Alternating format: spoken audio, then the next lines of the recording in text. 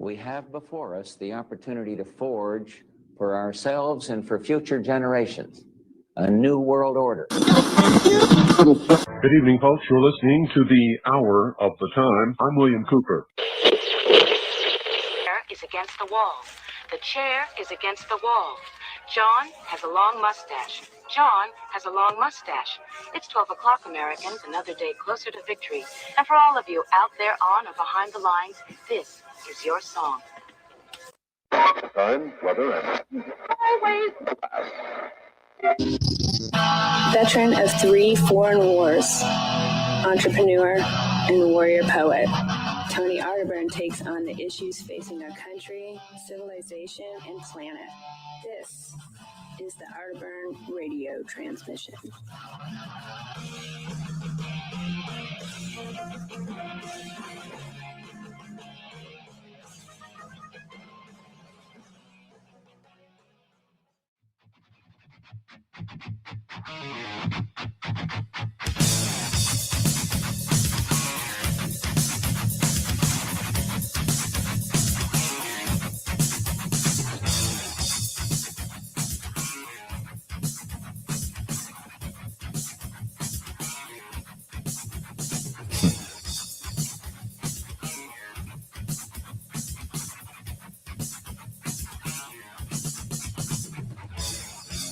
Welcome to tomorrow, ladies and gentlemen.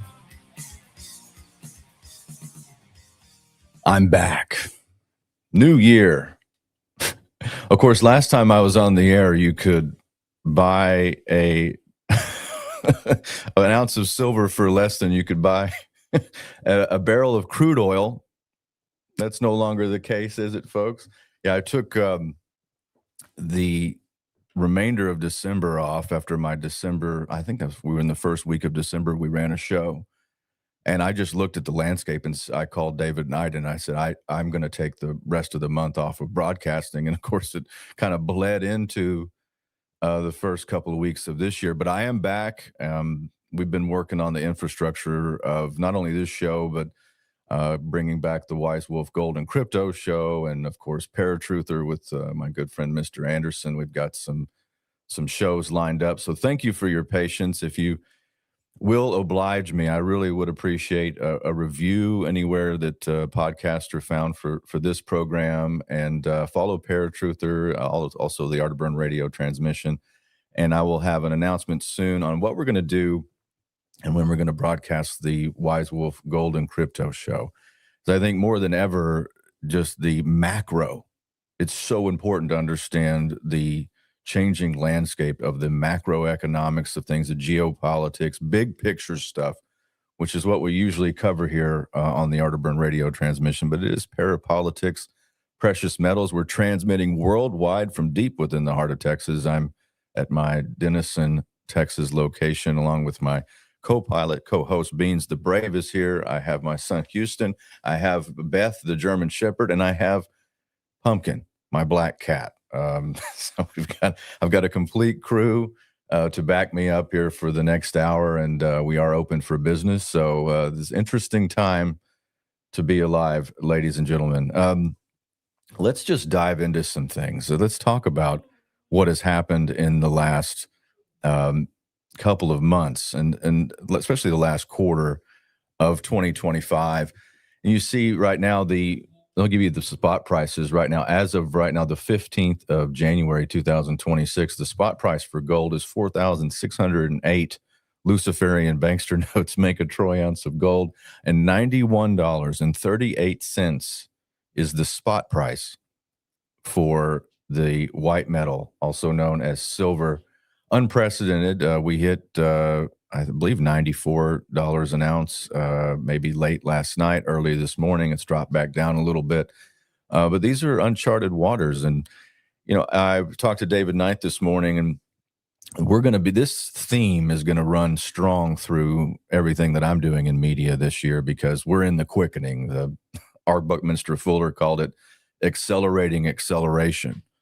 And the wheels are off. And you can clearly see it. And this is beyond market forces. This isn't CNBC stuff.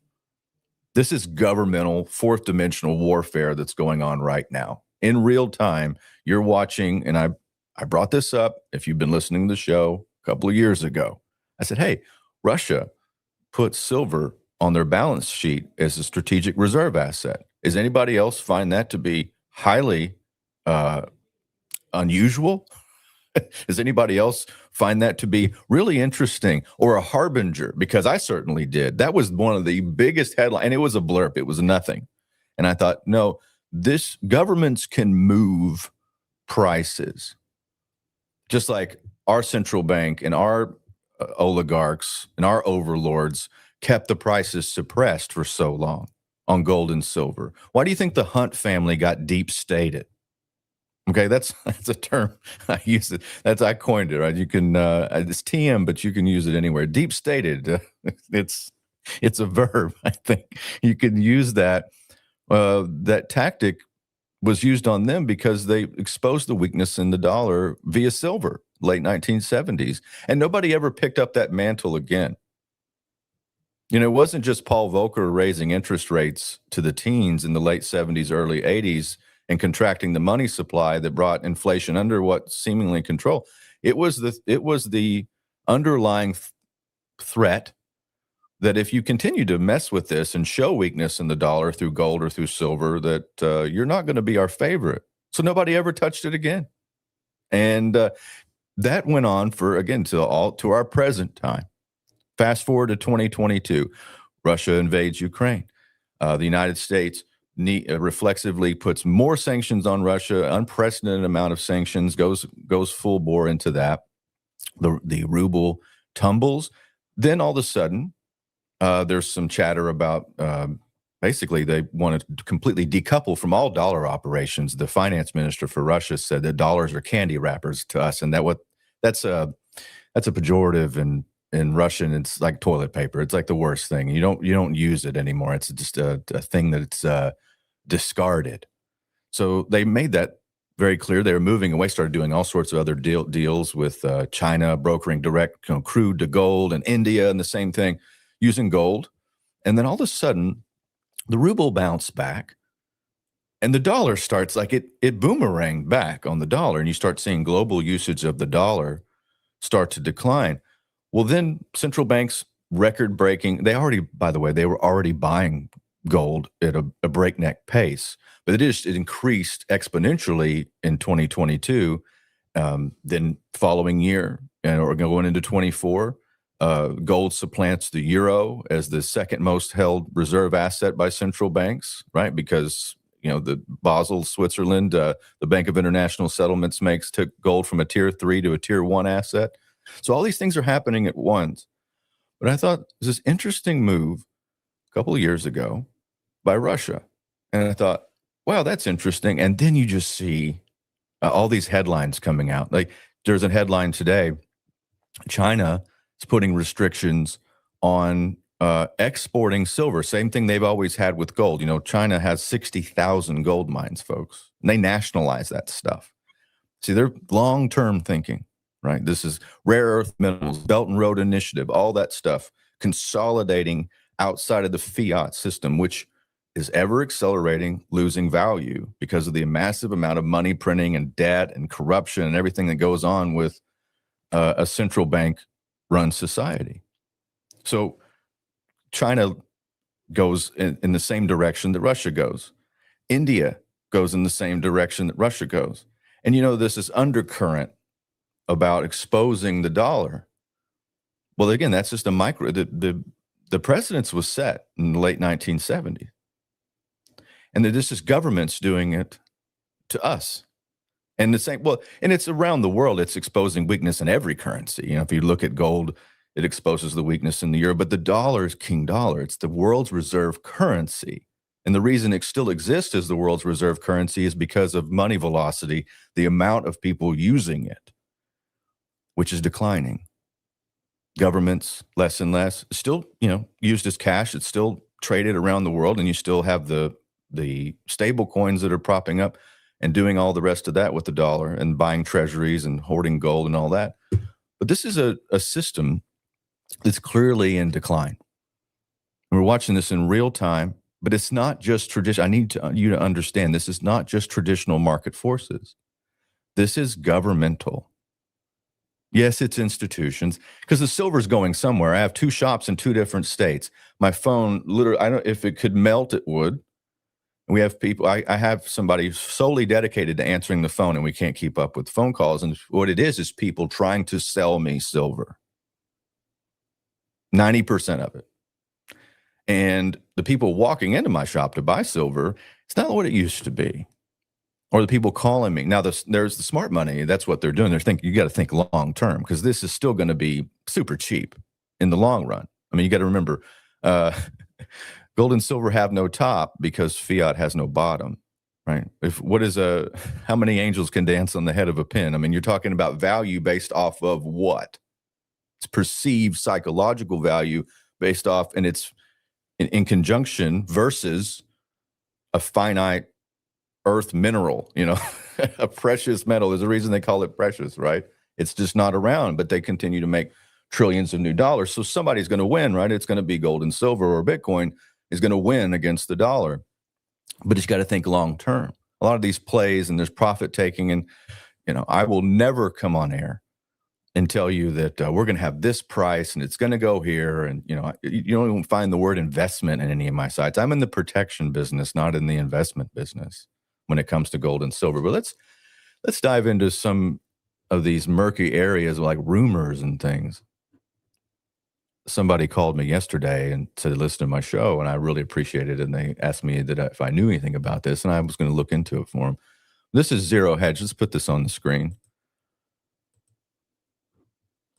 I've got my real studio set up here in Texas, at least somewhat, right? It's a lot better than the laptop, but I'm glad to be back on air. Glad to be with all of you. It's not good for my brain just to do, I can't survive off gold and silver transactions alone. I need to do some media.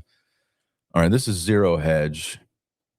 Silver, U.S. mint delays and Costco limits surface.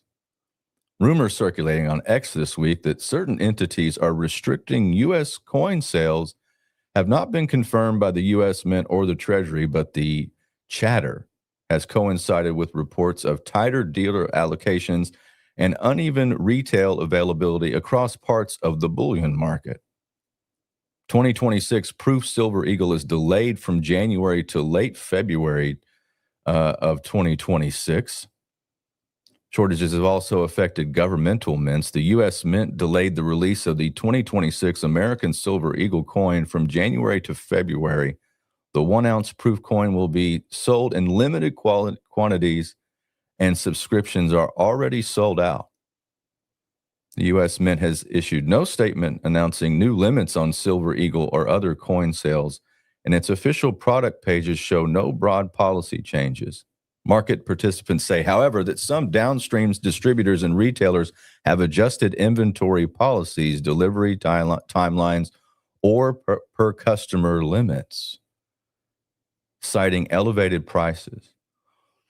Well, a lot of this stems from the price discovery, folks, and the supply bottleneck. If you wanted to get, in the trenches with me, so I'm here, 2 states and a national dealer. We're not a big player, but we're a player, and we got people selling me silver at a breakneck pace.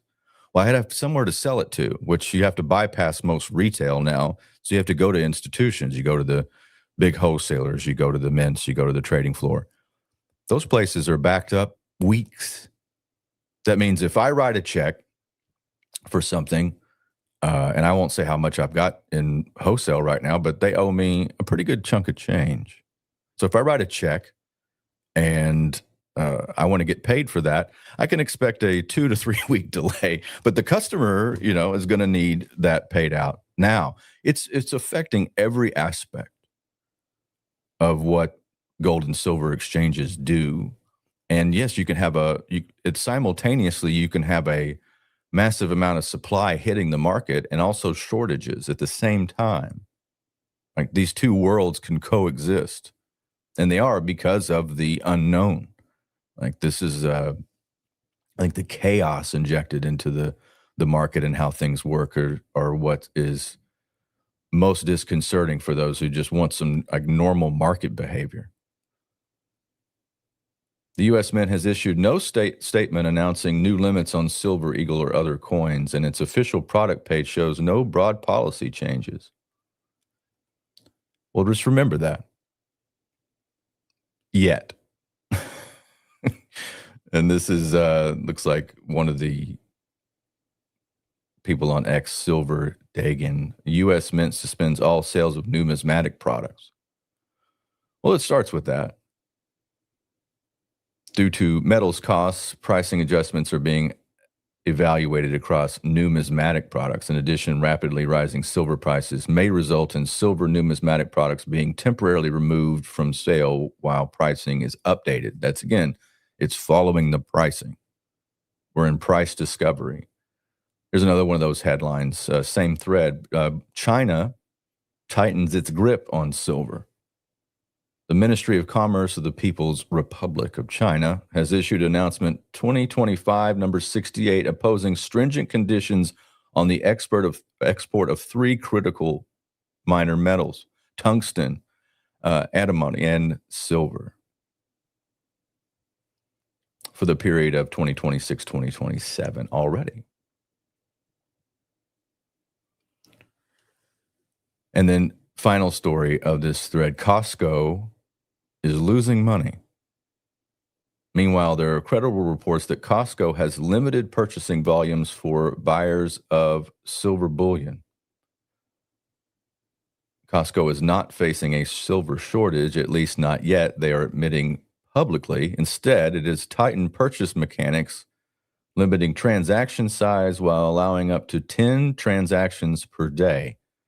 The adjustment reflects rapid price increases that have outpaced Costco's ability to reprice inventory in real time. You don't say. If you're in this business now, you better be born to be here. Your mind better be wrapped around it. And even then, stay humble and stay frosty. Something Mike Tyson said, you either walk with humbleness or humbleness is visited upon you. It's very much the case there in this business as well. Retail listings on Costco's own website for silver bars show purchase limits, but not a strict one per customer limit on 1 ounce bars. Yeah, they're up to it looks like you can get up to 10 transactions a day. Limit of 1 transaction per membership with a maximum of 10 units per 24 hours. A separate listing for 10-ounce silver bars also shows 1 transaction per membership up to 10 units per day. Well, you can just call Wise Wolf. You can just text us. Somebody from my team. You don't have to go to Costco. And we might be able to get you. Depends on what walks into the shop. That's the cool thing about knowing us, and people are always going to sell to us. At least that's the hope, right? We haven't ran any shortages of people selling with the last. That's why I haven't been here. It's definitely made things really interesting, to say the least. But we're still here. All right, let's stay in this vein. I want to carry some parapolitics today and cover some of that. I want to get into some regime change and some internal stuff. It's interesting I'm so focused on the macro, and I'm not even noticing the color revolutions and the psychological operations that are happening right here internally as much as I used to. And then I'll flip on the news feed and go, "Oh, I forgot. We're being primed to fight over things that may or may not even be real." While the lizard folk, the upper echelon oligarchic overlords start consolidating and again forcing us into a one world totalitarian socialist government to channel Bill Cooper.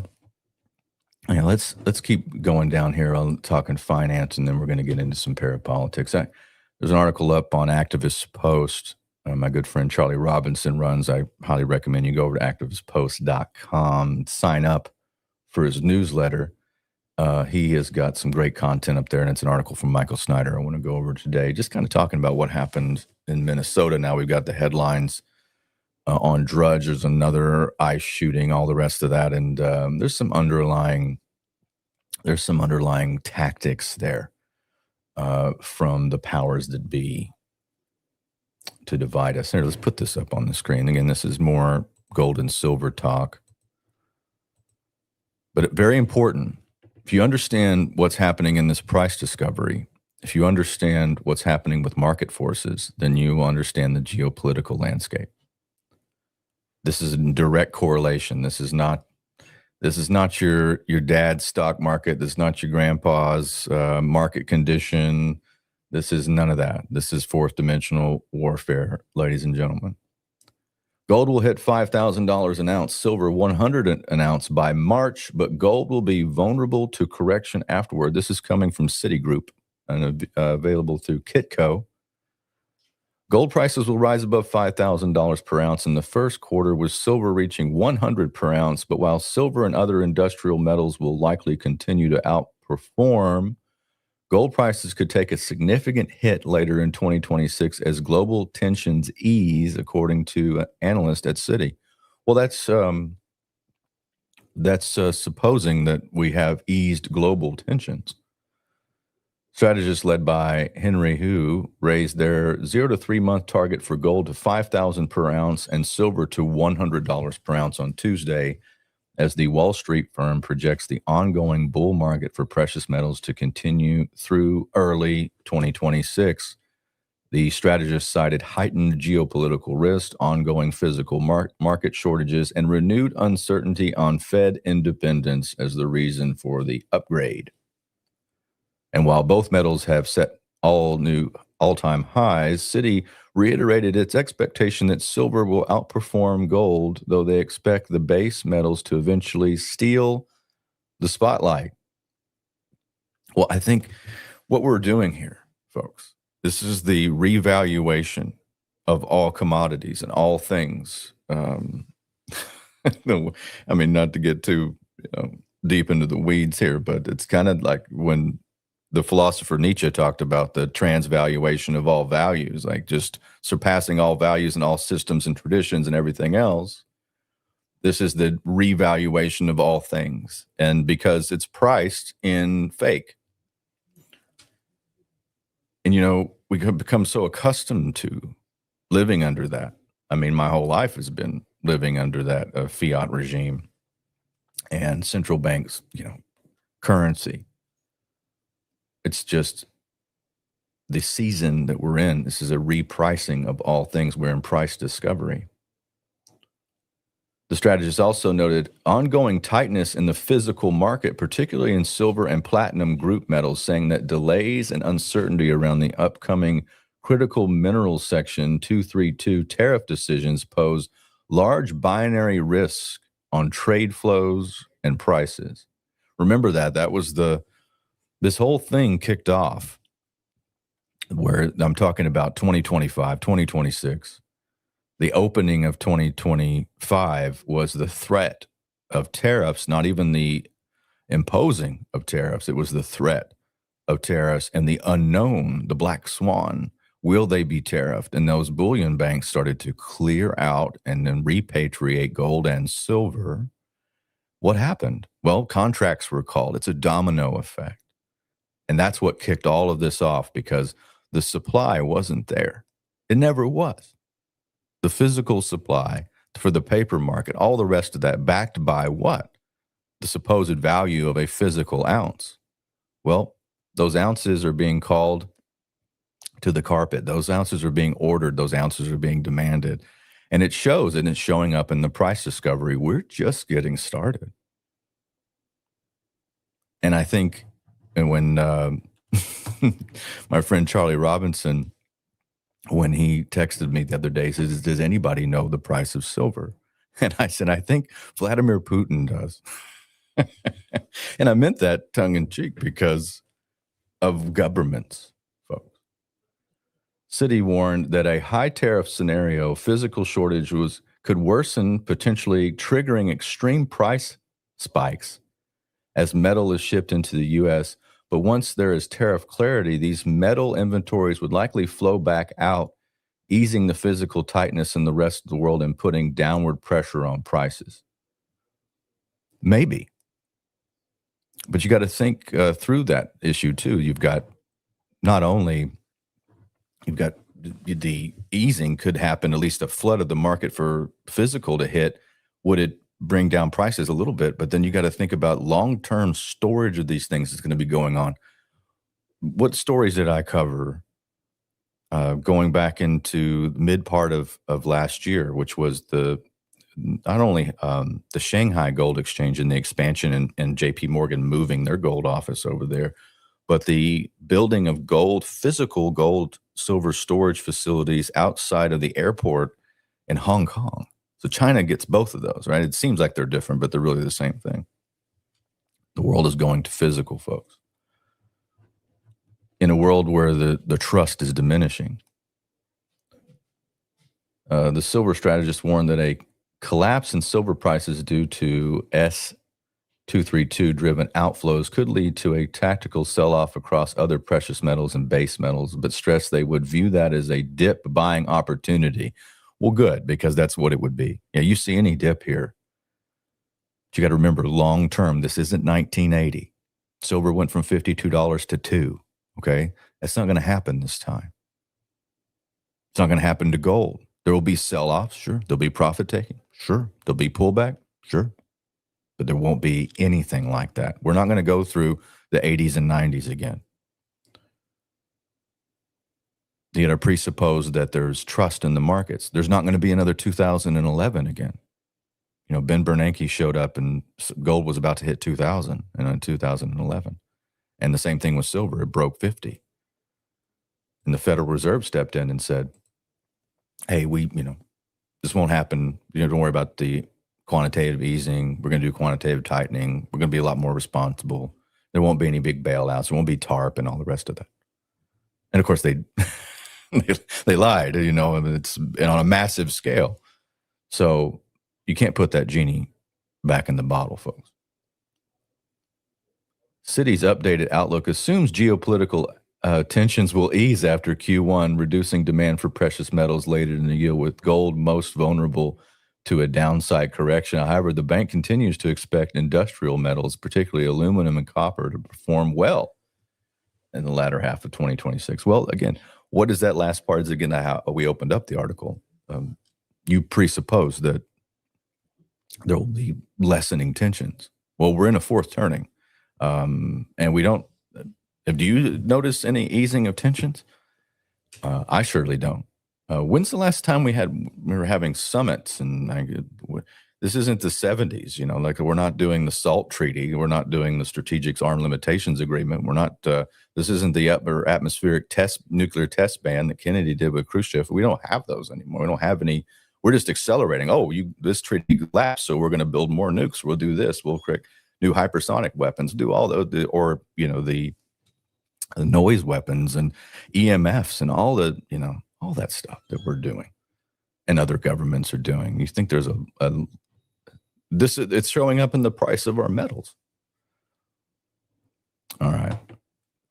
Let's jump into some geopolitics and definitely want to cover, if we have time, I want to cover some headlines on antiwar.com. I think that's one of the most important barometers to watch, because in the macro picture, this is how governments, when they get into a bind, they always go for the button that says start a war. That's how to cover up your sins. Like the war is the health of the state,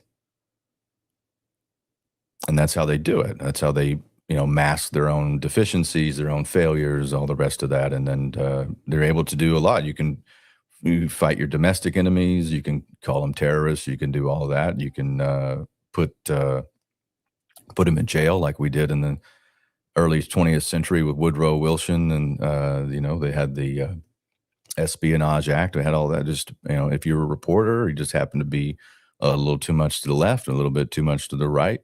You didn't support whatever cause. You weren't buying,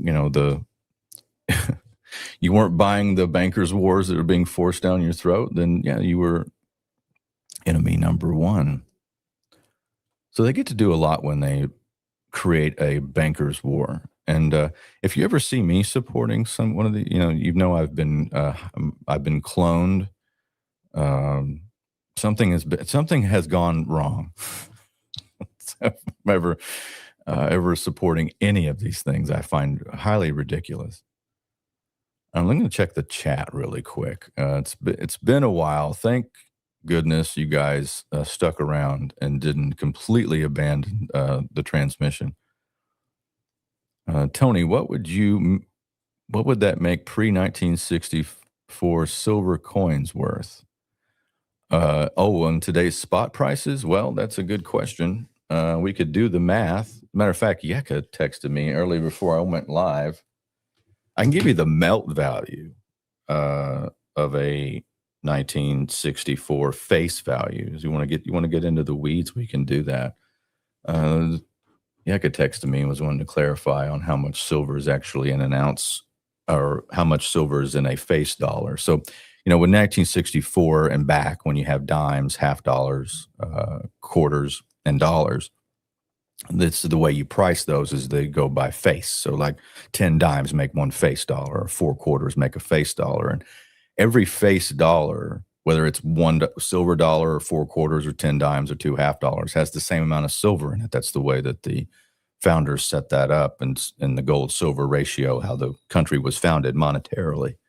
So if you've got, I was just thinking the other day, you could take 20 Morgan silver dollars and you could trade that in for a $20 gold piece. Now think about that, right? $20 gold piece is almost an ounce of gold. It's 0.9675 ounces of gold. So you almost had an ounce of gold for 20 Morgan silver dollars. Can't do that anymore.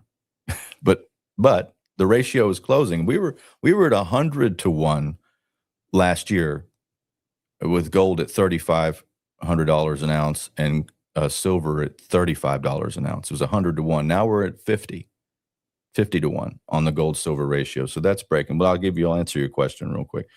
91.55 times 735. So you got $67 worth of meltable silver at a face dollar. So just divide that by whether you've got dimes, quarters, or half dollars. All right. I wanted to check the chat a little bit more. Kenny F. and Powers in the chat. I love that. Love that screen name. If you're a fan of Eastbound and Down like I am, we need some Kenny Powers, man. He needs to release that book. You're effing out and I'm effing. I need that book in my life. That needs to be for real. Let's see.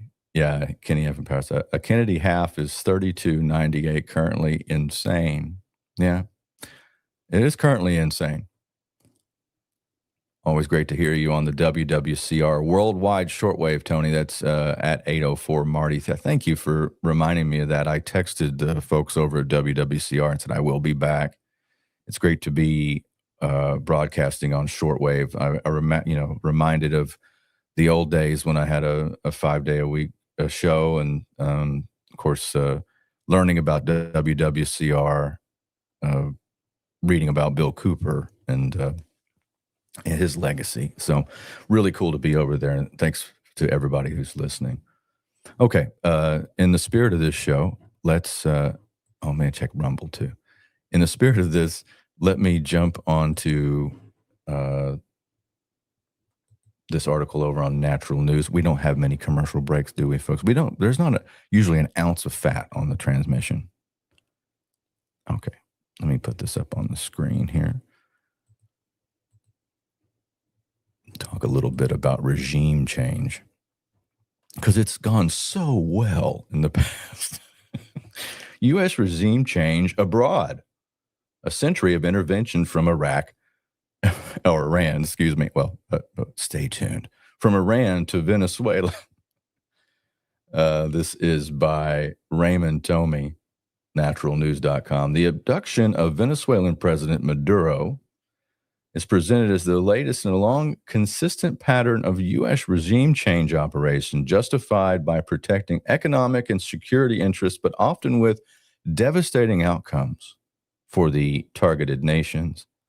A historical blueprint is established through several key examples: the 1953 coup in Iran over oil, the 1954 coup in Guatemala over land reform affecting a U.S. company, the 1960 assassination of Congo's Patrice Lumumba over minerals, the 1973 coup in Chile over nationalized copper, and the 2004 removal of Haiti's president. I mean, it's interesting, you know, I always want to bring this up, just the way my mind works, and just share this with you, because why would you listen to the show if you didn't like at least the chaos of my brain? But the 1953 coup over Iran that the CIA ran, you know, the U.S. Versus Mossadegh, and the ousting of their leader, it was called Operation Ajax. And I always found it like an historical irony that James Forrestal, the first Secretary of Defense, who was, if you really think, if you think through an issue for more than 5 minutes and don't, let your mind become mashed potatoes because you went to some, Ivy League school and you actually understand how the world works. He was pushed out of a window at Bethesda Naval Hospital because he didn't support certain foreign policy interventions in certain nation states, and nuclear proliferation and all sorts of other things. And he was anti-communist and all the rest. But you know what he was reading before he was silenced? He was reading the Greek play Ajax. And that was right before we had this policy of regime change. Interesting. I wonder if that was a wink and a nod to him in some sort of weird way, kind of like how they put Kennedy on the last silver coinage, the last silver $50 to ever run. And he was a president who wanted to keep the silver in the coinage, right? He was the executive orders to keep silver monetized and in the system. These operations follow a recurring method. When a foreign leader defies U.S. corporate or geopolitical interests, Washington acts covertly or overtly to install a more compliant regime, often using propaganda and destabilization. The consequences are depicted as uniformly negative, leading to long-term instability, brutal dictatorships, genocide, economic plunder, and deep anti-American sentiment rather than the democracy or stability ostensibly thought and sought. Well, isn't that true? I remember these, if you listen to the show long enough, I always, and for many years, I've talked about the neocons, how satanic and dangerous these people are, because not only they're just deceivers, like shapeshifters. They show up in conservative circles or traditional Christian circles, but if you really start paying attention to what they're saying, they're revolutionary. They don't believe this. They don't believe in the spirit of Christ. They don't believe in peace. They don't believe in example or anything like that. They believe in the perpetual revolution. They're fruit of a poisonous tree, too, like the intellectual outcroppings of the neocons all come from Trotsky. And that's like, you get these modern so-called conservatives, and it's fine to, I say it's fine. I was going to say I'm okay with it, I guess, but the collapse of modern conservatism, I mean, it is sad to watch because it's eating itself, and because it serves two masters. It can't serve traditional American values and then also a revolutionary and serve a foreign governments and other things that it's doing right now. So as you're watching this implosion of conservative thought, and all this reminds me too, this regime change, it never goes the way like the unintended consequences. This is like an episode of The Twilight Zone. Like there's always some ironic ending, you know, some twist like you didn't expect because you know, unintended blowback. I mean, even the CIA has a term for the things they already do. It's called blowback, and they put it into motion. I remember the whole class experiment from the neocons was that we'd be greeted as liberators, you know, in Iraq. And hey, I'm here to tell you, we were not. Okay. Well, maybe that's how you greet liberators. I mean, whatever the hell that means. But, you know, it's just, do people throw grenades at you or take shots at you or set IEDs out, or, you know, is that your liberation thank you note? I didn't see any of that. Not one bit, by the way. It was indifference at best. But mostly, you know, and again, you shouldn't have been there. That's the one thing you learn when you're in a foreign land like that is I'm not supposed to be here. This isn't my home. This isn't where I'm from. This isn't what I'm supposed to be doing. You start to question a lot. And then you wind up at, you know, 46 inside, right smack dab in the middle of the Great Reset. You kind of notice some things. All right. The underlying motive is framed as primarily economic, driven by elite interest, with the Venezuelan case linked to control over oil revenues, continuing a history where interventions advance corporate profits and globalist control under humanitarian or diplomatic pretexts. The abduction of Venezuelan President Maduro by U.S. forces earlier this month marks the latest chapter in Washington's long history of regime change operations abroad. From covert coups to outright invasions, the U.S. has repeatedly reshaped foreign governments under the banner of protecting its economic and security interests, often with devastating consequences for the nations involved. Well, yes, our track record is abysmal with that. Now, you can go back, and I think this is where they say, well, what about Japan? You know, what about Europe? Well, we had a Marshall Plan, and you also had MacArthur as a viceroy. You had these wise people. And they'd also, you know, gone into these were first world nations, by the way, with tradition. And then, you know, they kept the emperor in Japan. There's all sorts of factors that aren't the same as doing something ham-fisted or using this Machiavellian tactics of overthrow or regime change or installation or any of these things that are really not something that we had done in the past. And then you're talking about different traditions, different cultures. There's all sorts of factors here, but the track record isn't good. Everything past World War II is in this same category.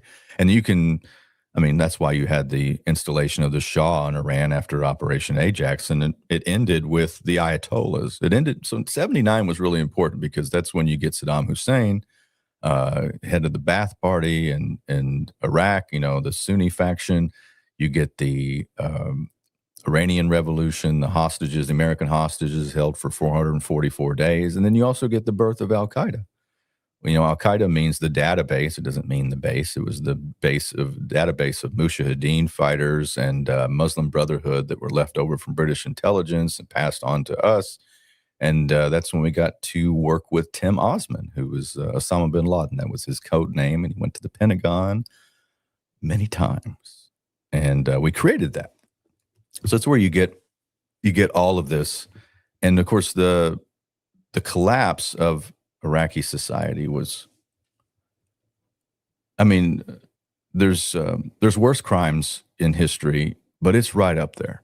I mean, you're talking about, Colin Powell said that, you know, it's like, you break it, you own it, to George W. Bush. And you know what I found really interesting is I guess this comes to mind when you're somebody like a George W. Bush. That you guys remember, it was about, what is it, a couple of years ago, George W. Bush comes out and he's given a talk and he's trying to reference Vladimir Putin. And he says, that this dictator, this his brutal invasion of Ukraine,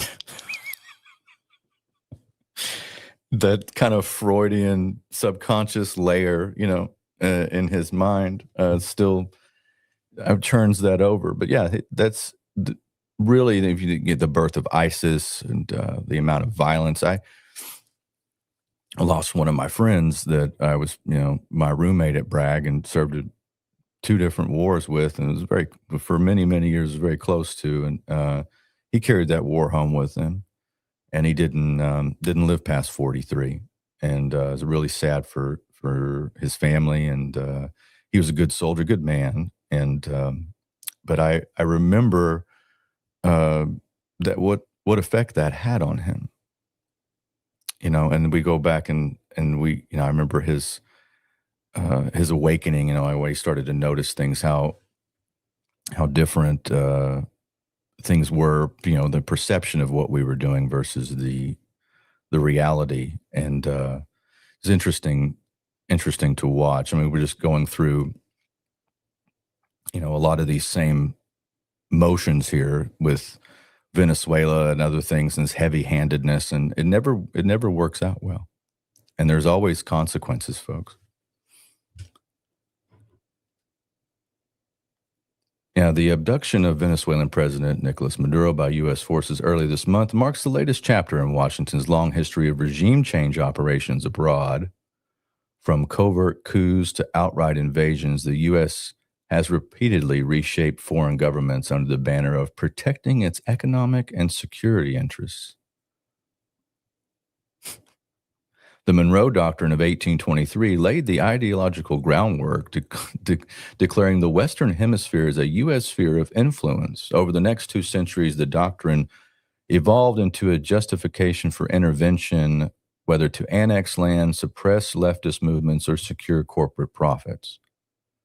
The methods have varied, but the pattern remains consistent. When a foreign leader defies U.S. interests, Washington acts, sometimes overtly, often covertly, to install a more compliant regime. Well, we certainly have. And the Monroe Doctrine is I believe, from everything I've studied about history, is an acceptable foreign policy. However, you have to be an example. You have to be a good steward of the values of liberty, the Constitution, human rights, sovereignty. It's very important. We just violate those things. And then I think there's always a better way to do a deal, especially when you have an administration. That's the whole thing that was built on, to do better deals. And this kind of heavy-handedness always has unintended consequences. And again, you look at, what did people learn from the Iraq War? Well, they learned, what did other countries learn? Well, if you don't have a nuke, you better get one, because no country that's ever possessed nuclear weapons has been invaded, period. So that's what they learned. Got to get one. It's a race for nuclear proliferation. Same, Syria wouldn't have been invaded. Libya wouldn't have been invaded. Iraq wouldn't have been invaded, right? And no country that's possessed them has been invaded. That's the lesson. So it's a race, trying to get to the point where you can have that fail-safe. So that's the lessons learned. Or the lessons learned from the kidnapping of Maduro is other countries like the British are saying, well, could we just kidnap Putin? Or the Russians are saying, can we kidnap Zelensky? That's what they're asking. Why don't we just kidnap him? And then the South had that idea about Lincoln, supposedly, which, the Booth conspiracy, financed by bankers, by the way. We'll have to do a paratruther on that, because that's a weird rabbit hole.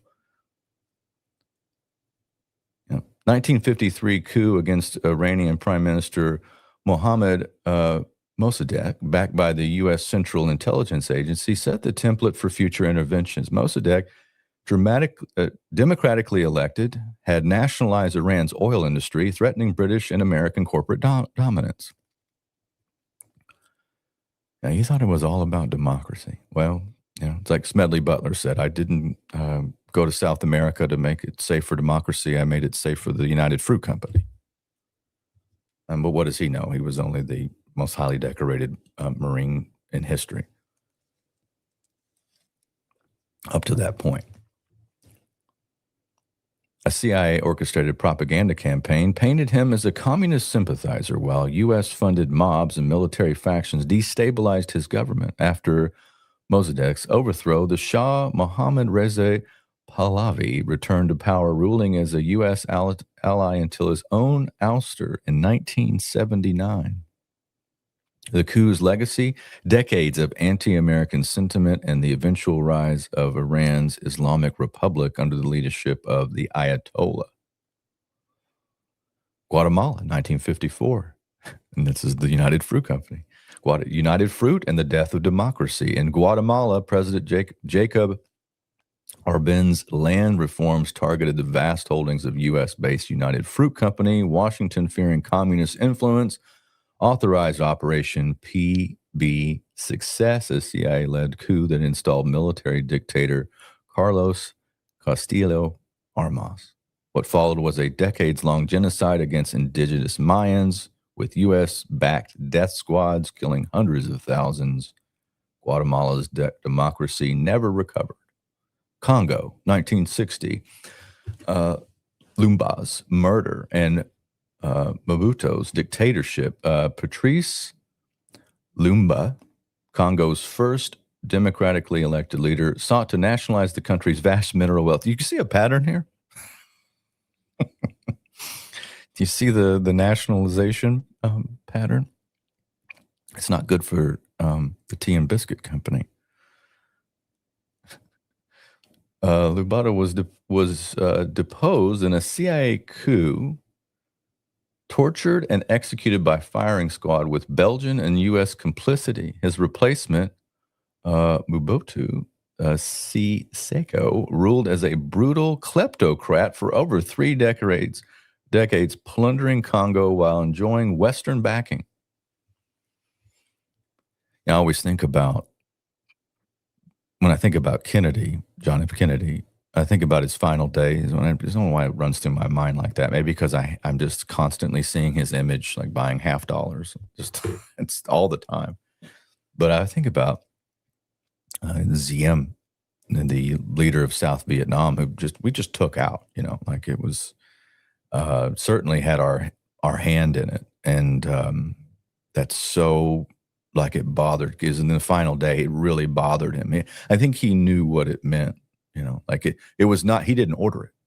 So it's like this thing when Kennedy talked about smashing the CIA into 1,000 pieces and scattering it to the wind, If you really want to know why he was murdered in broad daylight by the deep state, Luciferian faction weirdos, psychopaths.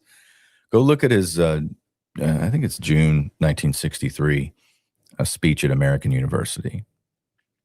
Just listen to it. Nobody talks that way anymore. We become like this funhouse mirror version of ourselves, like this. I used to think something happened to this country. Some kind of turn happened in my lifetime where let's do 2 Italian references, because Columbus, right? But 2 Italian references. I used to think of the country like in the age of Reagan, and not that we were perfect, and we were definitely, we were doing some really backhanded, things, but the general mood of the country and what we saw as ourselves was more like Rocky Balboa, like Rocky IV, right? This one Italian, and then we morphed into Tony Soprano. so we became Tony Soprano when we were Rocky Balboa. It was like the underdog, the winner.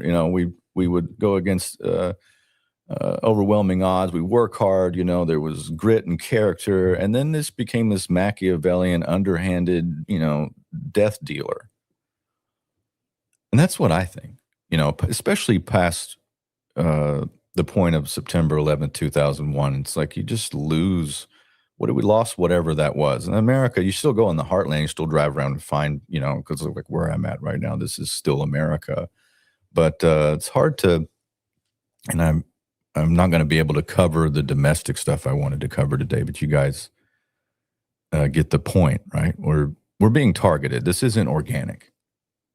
like what's happening in the streets and what's happening between ICE and what's happening with the left and what's funding it, and you understand like there's things that work. It's not just one side. It's like this is the problem. The problem is this is an operation, and meant to divide us, meant to get people separated into categories, where you dislike this and I dislike this, so we're separate.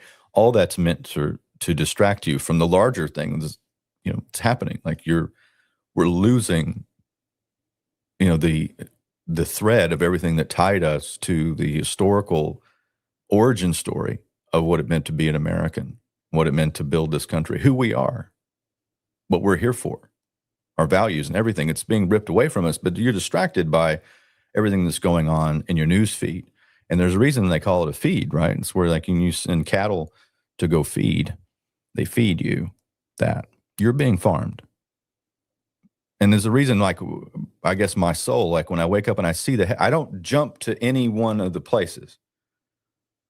And I think I hope that's good. I'm focused on big picture and macro. I'm not sure what you can do besides the local level or just changing yourself, working on you internally. Because I think this is more, where we are is more of a spiritual, metaphysical task than it is a physical one. I could be wrong. And we only have limited time here on planet Earth. And I'm certainly, as every year that goes by, I understand that even more brutally. But I think that's the task here. So I don't know if that I certainly would have a lot more listeners. And if I took sides and beat the hell out of you with it, but I don't, it doesn't animate me.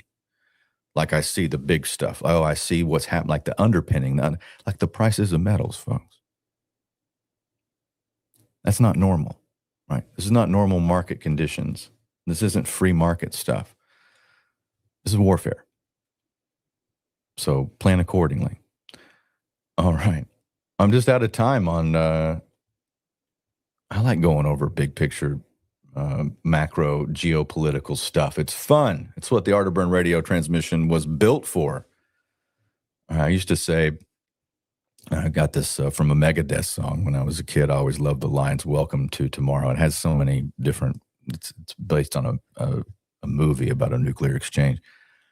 I think the movie is Dawn's Early Light when they use it. And when I heard it first in that song, when I was like a 15 or 16, I was like, that's a cool line. So I used that, but now we're like way smack dab in the middle of the Tomorrowland. I mean, a lot of times we're coming up on a hard end of the show, but I think we live in an age of, disintegrating institutions and a fourth turning. And then you have this rise of things like AI and other things. And the AI is so interesting. I even asked it, and I'll end with this.